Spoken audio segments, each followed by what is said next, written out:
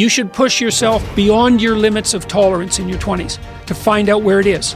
How much can you work? How disciplined can you become? Like, can you work 12 hours a day? Can you work 8 hours a day? Can you work 3 hours a day? Like, flat out. Where's your limit? And how much work can you do, and how much socialization? You should find out. Push yourself past and then back off to that point where it's optimally sustainable. It's good to think about that as a goal.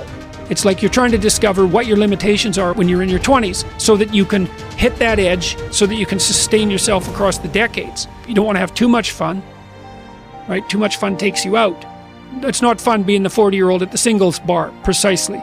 So you want to make sure that what you're doing is age appropriate, and you want to push yourself in every direction that you can, but you should be doing that with an aim in mind. It's like you're trying to make yourself into a better and more competent person.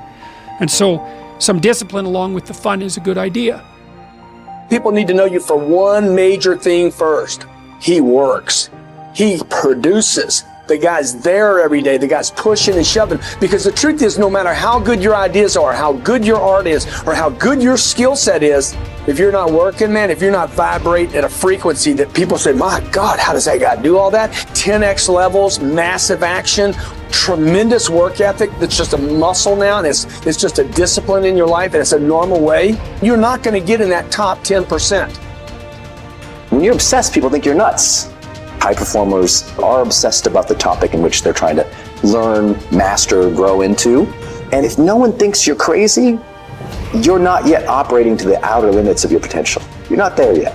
Because somebody in your life should say, you really care about this in a crazy way. And when you get there, you know you found your thing. It becomes necessary for us to excel in this. It's not a hope anymore. It's not a preference. It's a must. It becomes so necessary that it connects with our identity, that we feel it is necessary for me to deliver with excellence here because that is who I am. This topic, this thing I'm doing, I care about this, I want to master this. And when we hit that, game changer. Everybody wants to be a champion, but nobody's willing to put in the work that it takes to be a champion. Everybody wants to hold up the trophy and say, man, I did it, but nobody's willing to put in the work that it takes to do it. I love the process. I love the thought of working for what I want. And I firmly believe you're never supposed to wish for it more than you're willing to work for it. I started going to work earlier. I started being the last one to leave there. I started working harder than anybody else. The other guys could not. Why would you work so hard, Les? I've been cheating myself and my family. Wherever you are, whatever you're doing, do it with everything that you have. Develop the habit of giving more than what you're paid for. Develop the habit of setting standards that others will be measured by. Do not go where the path may lead, but go where there's no path and leave a trail. When you say to someone, you're okay because of your position, that's not good enough, because you have to say, well, wait a second, you need a trajectory. And maybe you're okay if you're okay in your position and your trajectory. But you know, the self-esteem movements and all of that will accept yourself the way you are. It's like, no, because you need a trajectory. And one of the things that I think, one of the reasons that audiences are responding to what I've been saying in my lectures and what I've been writing about is that I don't tell people that they're okay the way they are. No, I say, no, you could be way more than you are. And they're relieved about that, you see, because if you're in a dark and terrible place and someone says you're okay the way you are, then you don't know what to do about that. It's right. Like, no, I'm not. I'm having a terrible time and I'm hopeless. You're okay the way you are. Well, then what? What? That's it? That's where I am? And what do you want to tell a young person? You're 17. You're okay the way you are. It's like, no, you're not. You got 60 years to be better, and you could be way better. You could be incomparably better across multiple dimensions. And in pursuing that better, that's where you'll find the meaning in your life. And that will give you the antidote to the suffering. Personal development is truly the key to the good life. You see, what you become is far more important than what you get. The most important question to ask on the job is not, what am I getting? The most important question is, what am I becoming? However, it is also true that what you become directly influences what you get. Most of what we have attracted by the person we have become.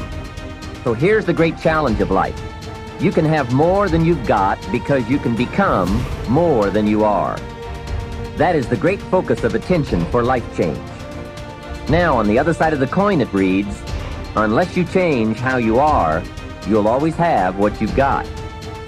I've discovered that income does not usually exceed personal development. Sometimes income takes a lucky jump, but unless you keep growing out where it is, it will usually come back where you are. If someone hands you $1 million, best you become a millionaire quickly, so you can keep the money. Life has strange ways. A very rich man once said, if you took all the money in the world and divided it equally among everybody, it would soon all be back in the same pockets. I guess it is hard to keep what you haven't attracted by your own personal development. Personal development, how important. Remember, the major key to your better future is you. Those are some of the things that I suggest that you begin to answer yourself. Now, here are some things that I suggest that you begin to look at working on to develop your character. Some things that will give you some personal strength. Webster says character building activities. He says character, the pattern of behavior or personality found in an individual or group. Moral strength, self-discipline, fortitude. That's what's going to be required in order to begin to manifest your greatness. Now, looking at yourself, one of the things I'm suggesting you look at, what is it that you need to be in the process of doing more of or less of? Like being more direct. So I used to have a problem of not telling people what I actually thought because I didn't want to hurt anybody's feelings. Saying no without feeling guilty. More focused. So I used to be the jack of all trades and master of none. Used to do a lot of things. One year I decided to do one thing well. I looked at all of my talents and I decided the strongest one, my ability as a speaker, that's the one I'm going to focus on. But I'm capable of doing a lot of other things. But only when I decided to focus